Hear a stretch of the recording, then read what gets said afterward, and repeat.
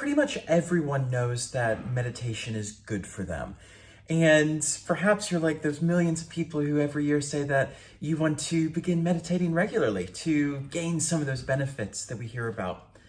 But for most of us, developing and sustaining a meditation practice can be incredibly difficult. And in this video, I want to talk about 7 of the major mistakes that people make when they set out to begin a meditation practice. I'm Dr. Alan Johnson, and on this channel, I talk about the mind, well-being, productivity, and change for thinkers, makers, and everyone in between. The scientific research on meditation is really clear. It's good for us, and it's good for us in lots of different ways. There have been literally thousands and thousands of scientific studies on the impacts and benefits of meditation. And if we boil all of those down, we get 3 major findings. First of all, a regular meditation practice increases positive experiences for us. Sensations such as happiness, joy, gratitude, and contentment.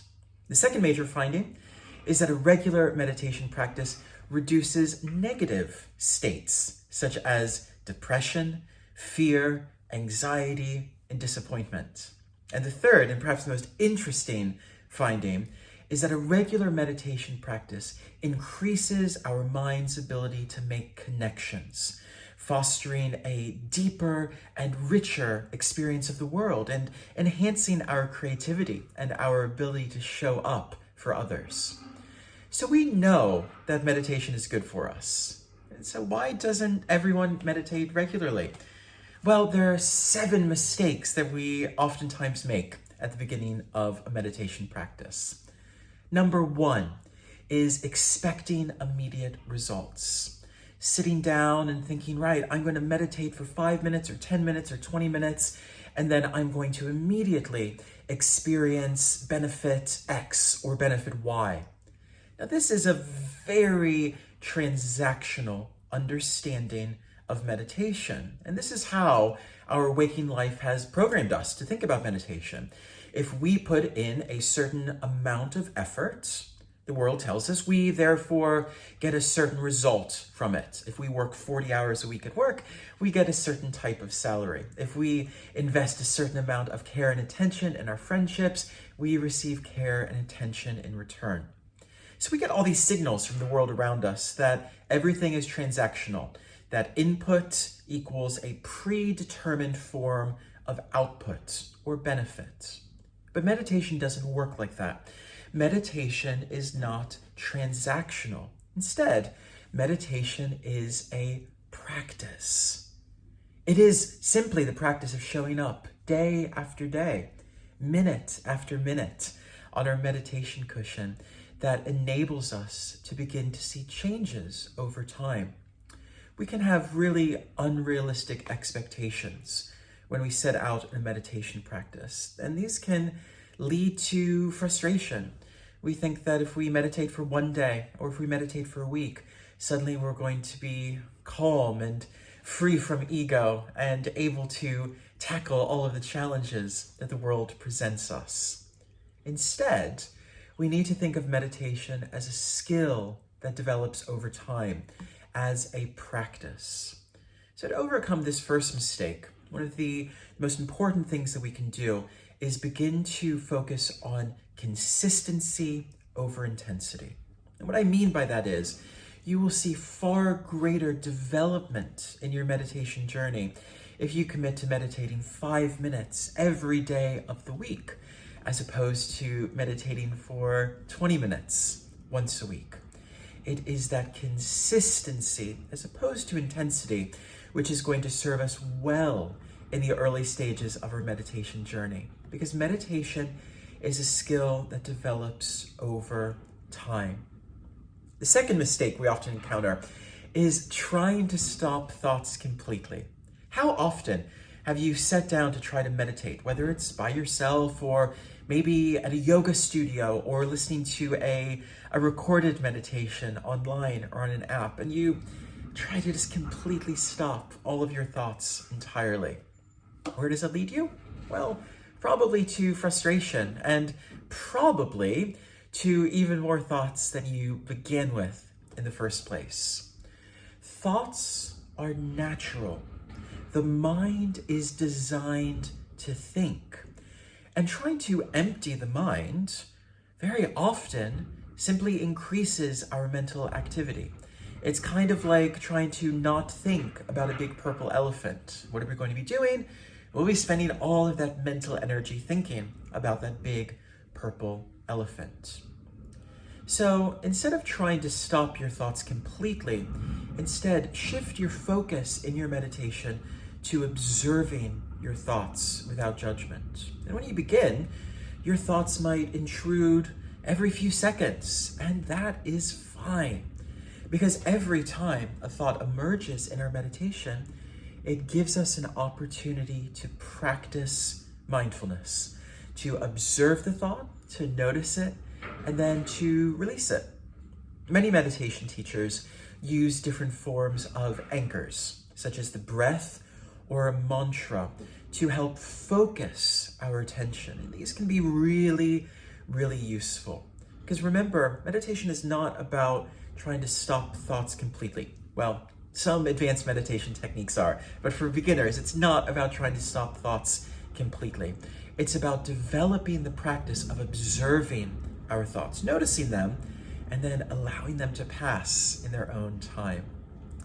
The third major mistake that people make is poor posture. Sitting down, all slumped over, hunched down, and a few minutes in, you feel your legs beginning to cramp up, or getting pins and needles, or you feel pain in your lower back, or across your shoulders or neck. This is really common when we approach our meditation posture in the same way that we approach our posture for sitting at the computer, or sitting and watching Netflix and binging a box set. The practice of yoga, as we know it today, was actually brought into existence as a way to develop the correct posture for meditation practice. But we don't need to be advanced yogis to find a good, healthy, and supportive posture for meditation. Because really, anything that's overly rigid in our posture can have just as many negative benefits as slouching down and hunching our shoulders. The most important cue at the beginning of any meditation practice is to simply sit comfortably in an upright position. And you can try that now. And just notice what upright and comfortable feels, finding that balance between tension and relaxation. And you might find that you would like a little bit of support in your lower back. That's great. Grab a cushion or a pillow and put it behind your lower back. You might find that you like to elevate your hips a little bit if you're sat on the ground. And that's a great way to reduce any discomfort in the hips, knees, ankles, or legs. So rather than slouching down or sitting bolt upright in an uncomfortable position, finding an easy, natural posture will make your meditation sessions far more sustainable. Mistake number 4 is an inconsistent practice.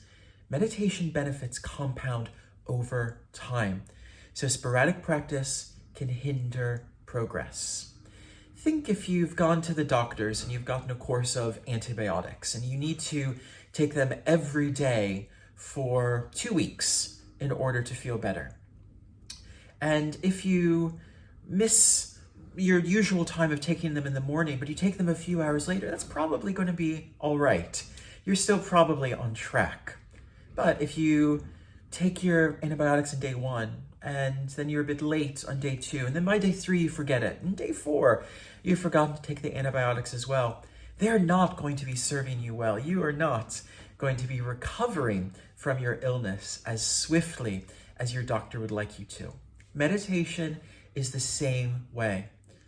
Benefits compound over time. So sporadic practice, skipping, delaying is something that can really hinder your development. There are 2 really good tricks that you can do to help overcome this mistake. Number 1 is simply linking your meditation to another established habit. Do you wake up every morning and make coffee or make a special smoothie or green juice? Great. When you do that, why don't you use that as your trigger to sit down and meditate? Or if you go to the gym or read a book at a certain time of day, use that as your cue, as your reminder to meditate. Link your meditation to something that is already part of your system. The second thing is the 2-day rule. What I mean by this is, if you miss your meditation practice for one day, that's fine. Life happens. We know that our life can have busy moments of challenge and frustration. If you miss a second day, that's when you know to sort of put the warning lights on. If you miss something for a second day, you know that maybe that habit is going to begin to fall through. If you want even more guided help around this, I'll put a link in the comments below to my online 30-day meditation retreat. It's sort of an at-home meditation retreat course. It takes just 30 minutes a day for 30 days or a full month that can really help to develop these habits and really strengthen them so you sustain them over time. Mistake number 5 now is forcing relaxation. Meditation isn't about achieving a specific state or feeling really calm. Sometimes we will sit down and meditate and think, I'm not feeling calm yet. I'm not feeling relaxed. I must be doing this wrong. I must not be doing this right. Rather than forcing relaxation, what we need to do in our meditation practice is to let go of any expectations and simply observe what arises. In the same way that every day is different, every meditation practice that we do is different as well.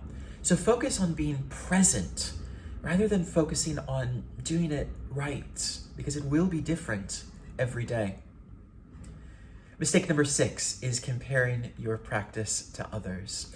Everyone's meditation practice is different, and everyone's meditation journey is unique. Comparison to others can lead to unnecessary self-criticism. There's so much to gain as meditators by meditating in a group setting, in a live class with a teacher, but comparing ourselves to others, whether it's through their reflections at the end of class or that serene, calm posture you see them sat in, this doesn't get us anywhere, because our meditation practice is our own, and it's only our own. So instead, focus on developing awareness of your own practice, keeping a journal of your own practice, not the practice of others, and reminding yourself that your progress is often subtle and internal. And finally, mistake number 7 is meditating only in perfect conditions. Whether it's waiting for that perfect time or that perfect space, saying that I'll only meditate when I have that perfect corner of my living room with my meditation cushion and my special robes and my special incense. Or saying that there's a special time that you'll meditate. I'll meditate when my children are entirely quiet and the house is perfectly clean. When we wait for the perfect conditions for meditation, we are not going to meditate. Instead, embrace imperfect conditions as part of your practice. Those busy days or that background noise, these are the facts of life. And in our meditation practice, we can simply observe them, be present with them, but most importantly, not let them push us away from the meditation cushion. Meditation is a portable skill that we can take anywhere, whether it's in that ideal spot at home, whether it's on a train into work, whether it's on a plane, whether it's standing in line at the bank. Our meditation can go with us wherever we go. And we know that most of the moments in our life are not perfect and are not ideal. So if you've been wanting to develop and enhance your meditation practice this year, I hope that looking at these 7 mistakes that many people make can help you reframe some of your own limiting beliefs. And I hope that some of these tricks and tools you'll be able to put into practice to help you enhance and cultivate your meditation practice in the year ahead. And I know that you're going to have those 2 or 3 friends who are in a similar position to you, who know the benefits of meditation, but maybe don't know where to start, or they do start and then they find themselves hindered by one of these 7 mistakes or challenges that we make.